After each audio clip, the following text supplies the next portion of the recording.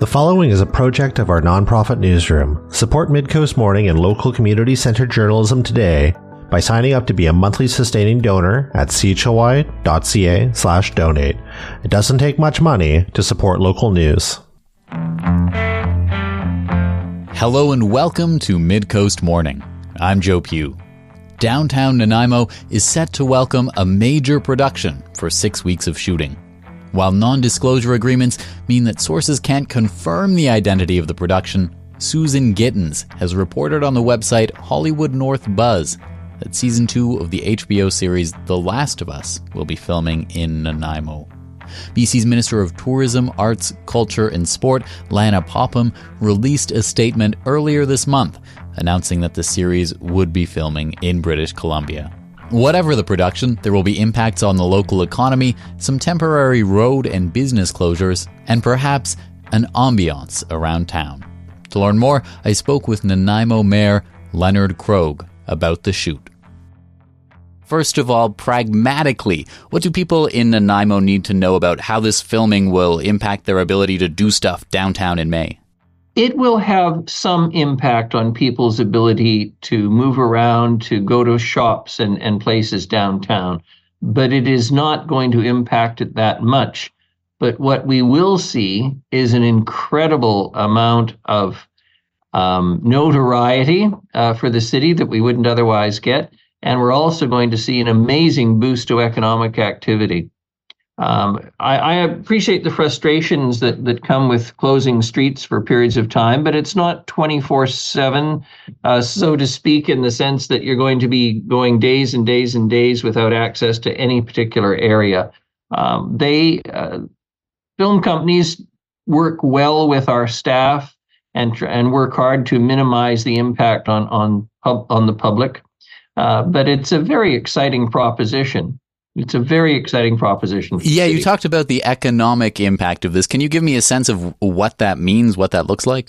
Well, Tourism Nanaimo believes that for every person you bring into town to work on this production, you're looking at expenditures of about $392 a day per person. The occupancy of hotels goes up, restaurants, pubs, local talent being hired. Many people from Nanaimo and the area work in the film industry in Vancouver. And so this means they get to literally work from home for a change as well, potentially. It is a significant economic driver. It is why communities, wherever they are, almost invariably welcome this kind of production. And Joan Miller and the Film Commission, I give them full credit for the work they've done over many, many years in securing things like this. As many folks know, Chesapeake Shores was filmed here for years. Again, a significant economic driver and contributor. It is, as they say, good, clean, green money. And when businesses are maybe on the streets that are filming for the day, are they compensated? The reason you're not hearing any peeps from any businesses downtown is because they certainly are compensated. This is, I can't say it enough, it's a win-win for everybody. And you talked about, there seems to be a genuine buzz in your voice. You seem really excited about this. If other people maybe catch wind of what this is or are really excited, is there a chance for people to, I don't know, loiter around the outskirts of downtown and try and soak in the atmosphere? Well, I can't comment on that, and I don't want to encourage people to interfere with the production itself because, let's face it, a lot of money is being spent in our community, and we want it to be successful. We want the experience here for the film company involved and the actors and everyone participating to be a positive one, and hope they'll come back and do more. As I say, we have an historic downtown. We have a wonderful community. We have hotels that need occupants. We need restaurants that need customers. We have shops that want to retail to various purchasers. So everything works for us. It's why I am so enthusiastic about this. It's much like welcoming a festival to town. It's much like the Jazz Festival or the Silly Boat races. It brings people to Nanaimo. So the filming is taking part right on Commercial Street at certain points. Is there any impact with maybe some of the ongoing construction around Terminal and Commercial? They have worked well, as I understand it. I can't comment too specifically, but have worked well with our existing projects that are underway. They're happy, we're happy. So that's why it's going ahead. As I say, a great deal of preparation goes into this kind of production, and I don't pretend to be able to articulate it in a way that others could. But people involved in the industry will explain to you the challenges that are faced, and it is around traffic and ongoing activities, other events, things that are already scheduled, dealing with the businesses, dealing with people, and ensuring that the filming can be done effectively, efficiently, and quickly. Because, as we've all seen the standard movie, you don't want to be on your 40th take when you're trying to get 30 seconds of filming done. Is there anything that people need to know maybe in terms of just navigating Nanaimo traffic-wise because of this? We'll be setting up notices all over the place. They'll be available on the website. This information will be publicly available. There'll be a few weeks of preparation by the company in advance. And when they're actually working, you'll be seeing the signs go up. And communications as well with the Downtown Business Improvement DNBA website, which will be kept up to date, and visitors and downtown merchants can access the information with a QR code. So as I say, there's a lot of work already been done and underway, and it will be as available as it possibly can be, given the nature of the work that is involved. And there's obviously a lot of buzz right now and impact and activity that will be happening through April and May. Once that's over, what are some of the effects of this you expect after it's been shot and done? Well, I expect that it will be an encouragement if the experience is positive, and I hope and trust it will be, an encouragement for further productions to use Nanaimo. I like to remind everybody, if they remember what I call one of those big sky movies, Legends of the Fall, with Anthony Hopkins and Juliette Binoche and Brad Pitt, that was filmed, I think it was the equivalent of Bismarck, South of North Dakota. I can never remember which state. The capital was filmed in beautiful downtown Fernie in our province because it has such, like Nanaimo has a beautiful historic downtown. So I'm hopeful that others seeing it will realize the potential is here. We have these buildings, we have this downtown, we're trying to improve the downtown. So let's put it to best use. It's like somebody the other day raised concerns around the cruise ships and why are we bothering to encourage them to come? And I said, look, firstly, it's not the city, it's the port. But having said that, we have the pier, so let's use it. We've got the downtown, so let's get the best out of it that we possibly can. And as I say, it is good news for merchants. It's good news, and it's a kind of free advertising. As I think many people know, there is a whole aspect of modern tourism that revolves around the sites of particularly popular shows or movies where they've been filmed. New Zealand saw this tremendous increase in tourism to go see scenes where The Hobbit was filmed and the Lord of the Rings trilogy. Three Coins in a Fountain, for heaven's sakes, back to the days of Gregory Peck and Audrey Hepburn. People still go there. So there is that aspect to it that is quite wonderful, and I'm hoping that'll have the same impact here for Nanaimo.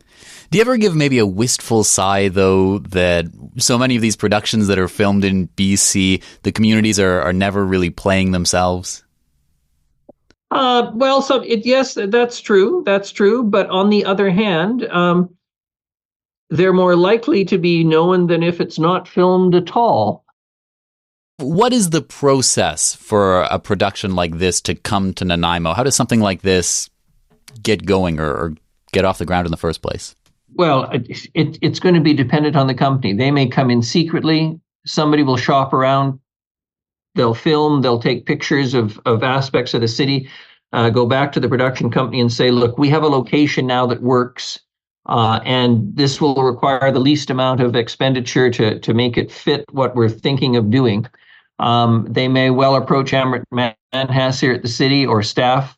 They will enter where appropriate into or request or require non-disclosure agreements, because you don't want this stuff getting out, so to speak, because you may not be the only site under consideration. So let's put it this way. It doesn't happen in a couple of weeks. It's a matter of months. And in some cases, not in this case, I suspect it may well be years.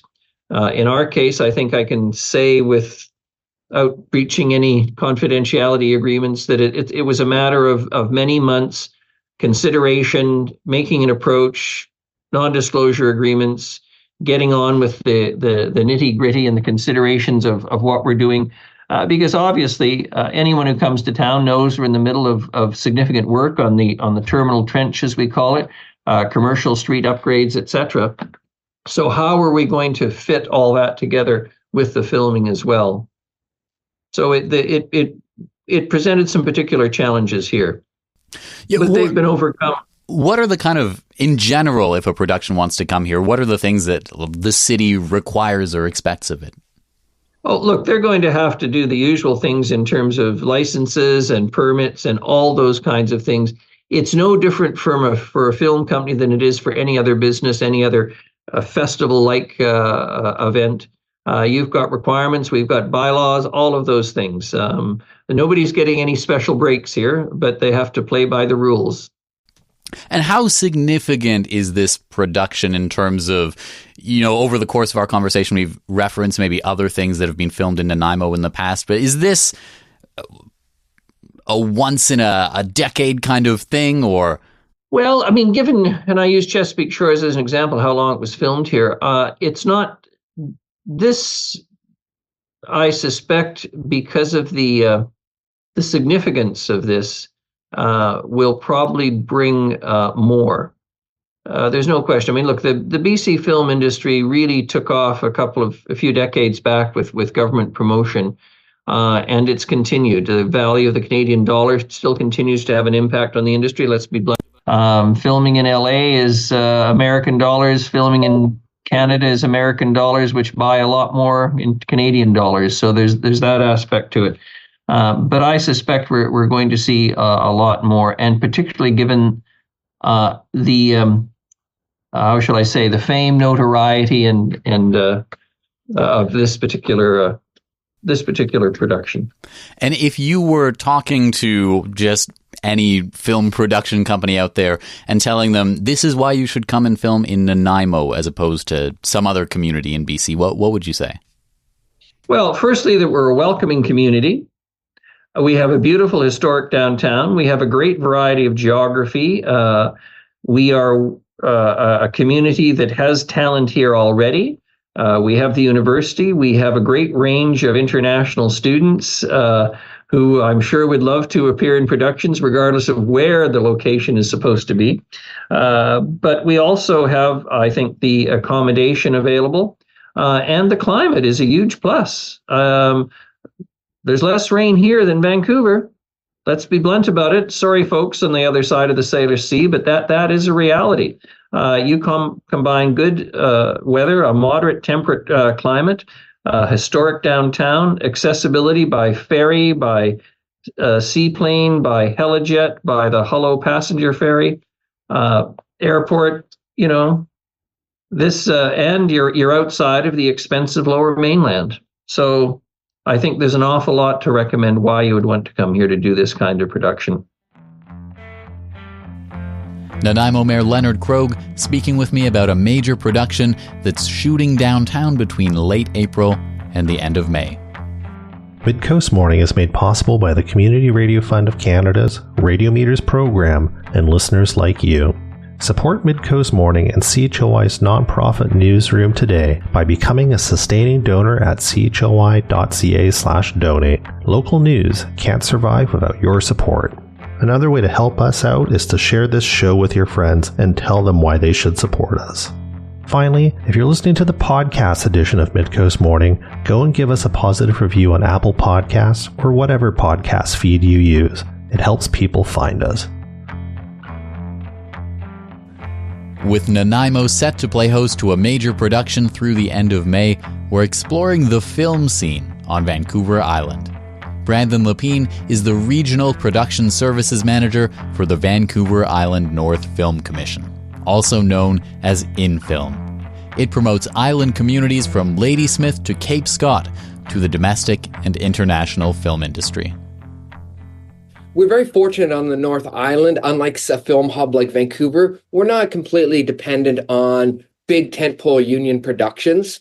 We have a very diverse portfolio. We mostly get documentary, reality, independent, fierce independent spirit on Vancouver Island, and a lot of productions that reflect that. Like I said, we're very, very fortunate. When the strikes did occur and shut everyone down, we were able to slow down but not completely stop, thanks to our diversification. Like, for example, just in December, German ITV's version of Alone wrapped. They filmed in the Tassus area on the west coast of Vancouver Island for several months, and great economic impact. But that was an example of, even though globally production was shut down, we were still able to get documentaries and stuff like that off the ground. And so when a production is filming in a community, what typically happens to, say, the businesses that are in the area? I like to think that the film industry is fantastic for Vancouver Island. A production rolls in, creates some jobs, generates revenue, creates some content. They leave the place as good, if not better. That's the motto of film. Leave the locations better than they were. And then in a year or so, you get to watch it on the big screen. There's the opportunity to hook tourism dollars. Last year, the city of Hope, did the 40th annual Rambo anniversary. They were still generating revenue off a movie that was made 40 years ago.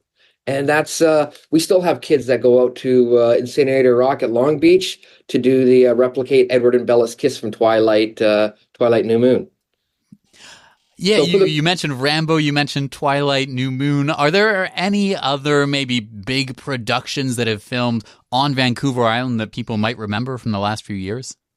Oh, yes. Apple, their flagship show, C, starring Jason Momoa, that filmed in the Strathcona Regional District in the city of Campbell River and then in the Strathcona Park. We had 2 or 3 of the new 8 movies, Planet of the Apes, Superman, Chesapeake Shores, Jurassic World Dominion, shot in Cathedral Grove and Menzies Lookout. There have been just a massive number of productions. I could probably sit here all day and tell you about which ones have come. I know the ones that kicked off a little before my time, but kicked off the Film Commission, stuff like The Scarlet Letter, 13th Warrior, that kind of thing. One of the Final Destinations filmed here. Yeah, there's a lot. To date, close to $200 million in revenue from productions. To give you an idea, if you look at that number and can just extrapolate how many projects. Actually, I do have the number: 597 productions to date since the inception of the Vancouver Island North Film Commission. And so when these major productions come to the island, do you have a sense of roughly how many of the crew working on them are local to the area? It really depends on the production. Everything from a little one-man documentary up to a massive tentpole production of hundreds of crew. We try to get as many locals in as we can. For Chesapeake Shores, they filmed for 6 seasons. The first season, they started with 21% local hires. By the end of season, I believe it was 61%. Vancouver Island North Film Commission in film, we, in 2016, partnered with North Island College to create tuition-free, micro-credential, union-accredited micro film courses. So let's say you wanted to be a grip or a gaffer, join the locations department. We offer these programs. They run annually. Before the pandemic, they were all in person. During the pandemic, all online. Now we run a hybrid, approximately 12 weeks online and then up to 2 weeks in person, generally at Martini Film Studios in Langley. That's where we do the in-person. So we train our own crew. As well as, well, Vancouver Island is a beautiful destination. It's a beautiful place to live and work. We're the 43rd largest island in the world. So we attract a lot of film workers, especially from Vancouver. You reach a certain point in your career and you're like, I'm tired of the city grind. They cash out, they move to the island, and then they work on both. Are there enough productions going here on the island that someone can have that as their sort of full-time career and live here and be based here and make a living of it? We're working towards that goal. Not right now. Not right now. We are trying to build capacity as things grow. We're recovering from the pandemic. We're recovering from the strikes, and we are just growing our industry.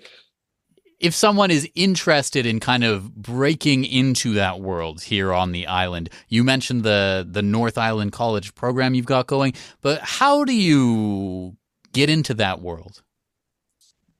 I myself was a baker in the Arctic.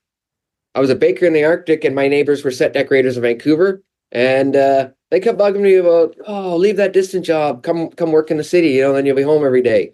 So I told them, if you could, there's a job out there that is pays as much as the Arctic, and it's full time, I'll take it. And so they called me one day. They're like, yeah, you start tomorrow. And I started as a production assistant, entry level, worked my way up.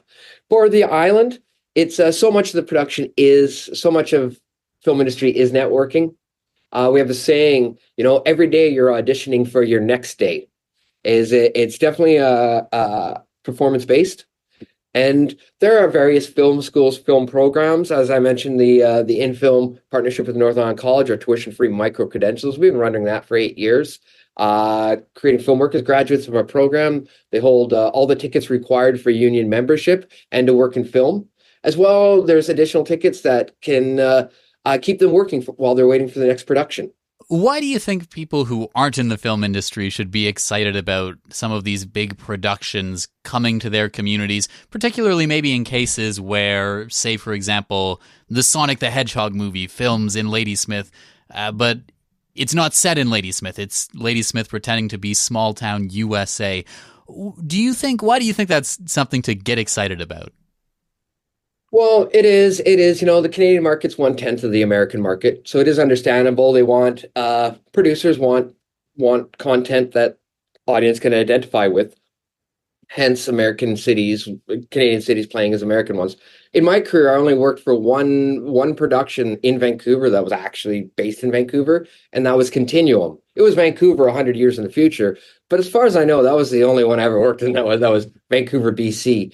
Islanders, people on the island, they should get excited about film because it's the film. So the Film Commission, when we break it right down to the bare bones, we're interested in creating jobs and creating jobs and generating revenue in the communities we service. That's when you break it right down. So the employment and economic opportunities can't be overlooked. It's a well-paying job, huge hours, lots of overtime when a production's filming. The production itself generates revenue for the income in the form of location fees and permitting fees. If they're shooting in parks, they'll leave improvements there.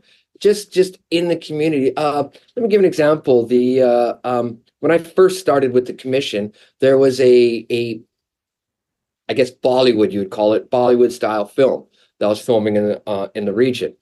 And working with the community of Cumberland, we brought them to Cumberland to film for a day on Main Street. And I don't think anyone was really sure how it was going to go down. And it turned out to be excellent. People showed up to watch filming. They went to local merchants, spend money, going for lunch, ice cream, that sort of thing. The crew itself was spending money. It was an exciting, almost like the carnival came to town. It's a film production. It's a spectacle. It's something to see. And it just created, this fun day where people went out and they did stuff they may not ordinarily do. Go for lunch in the middle of the day downtown to watch a film production. And then, like about a year after they finish filming, well, then you get to watch maybe your home, a local park, your community, watch that on television. You get to see that on TV and say, hey, man, I eat at that restaurant or something like that. Then we look, as I mentioned, Hope, for example, last year, 40th anniversary of Rambo, that was economic development happening from a production 40 years old. If we can't pick which production will be a cult hit, what will be the next Fargo or the next Northern Exposure or the next Rambo. We can't predict. We can only work towards that. But having the link between tourism and film is undeniable. Undeniable. There's a link between tourism and film. New Zealand, the land of the long white cloud, has for a very long time been a global tourist destination. People from all around the world want to go there. Between 2001 and 2006, there's a 42% jump in tourism that can be directly attributed to Peter Jackson and the Lord of the Rings trilogy. Is there an interplay between maybe some of the bigger productions that come here and the ecosystem for maybe residents who are looking to tell stories on film? Is there a connection? Does one influence the other in any way? I would say so. Having a big production come to town would I think a lot of kids look at that and say, for example, I'm from Campbell River. I grew up here.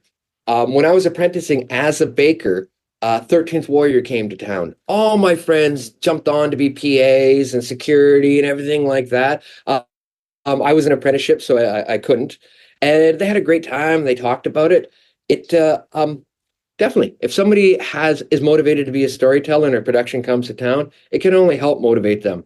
I have a theory. I believe that you look back to the beginning of mankind, there were storytellers. They were shamans in caves, writing on the walls with pigment and fats. That's the first storyteller. We go all the way there, from there to Marvel Avengers Endgame, close to $1 billion budget. They're just storytellers. They're just the next evolution of storytellers. So anybody who joins the film industry joins a very long, continuous line of storytellers. I believe that there will always be a role for the storyteller in our world, and it may perhaps be the most important role. From the dawn of time, we had storytellers. All it is their canvas is just getting bigger and bigger. Brandon Levine, thank you so much for making some time to speak with me. It was my pleasure, Joe. Thank you so much. I'm a fan of the station, so it was a real privilege for me to speak with you. Brandon Levine is the Regional Production Services Manager for the Vancouver Island North Film Commission. That's our show for the day. Thank you for joining me. I'm Joe Pugh, host and producer of Midcoast Morning. Jesse Woodward is our executive producer, and Arby Frew is our technical advisor. You can sign up for CHLY's newsletter at chly.ca/subscribe for updates from our nonprofit newsroom and more. Our theme song is First One by local Nanaimo band Waste Management. If you have a story you'd like us to cover, email us at news@chly.ca. That's all for now. I'll talk to you on another Midcoast Morning. Midcoast Morning would not be possible without the funding of the Community Radio Fund of Canada's Radio Meters program and listeners like you. Midcoast Morning is a project of CHLY's nonprofit newsroom. Support nonprofit journalism in Nanaimo and on the Salish Sea today by becoming a monthly sustaining donor at $5 or more per month. Support the program at chly.ca/donate. If you're already a supporter, record a voice memo telling others where you're listening from and why they too should support our work. After you're done, you can email it to us. Also, share the podcast with your friends. While Meta is blocking Canadian users from sharing news content on their Facebook feeds, you can still share our podcast directly with your friends via Facebook or Instagram Messenger. Finally, this program acknowledges and gives thanks to the Nanaimo First Nation as we broadcast and podcast from their traditional territory. Thanks for listening.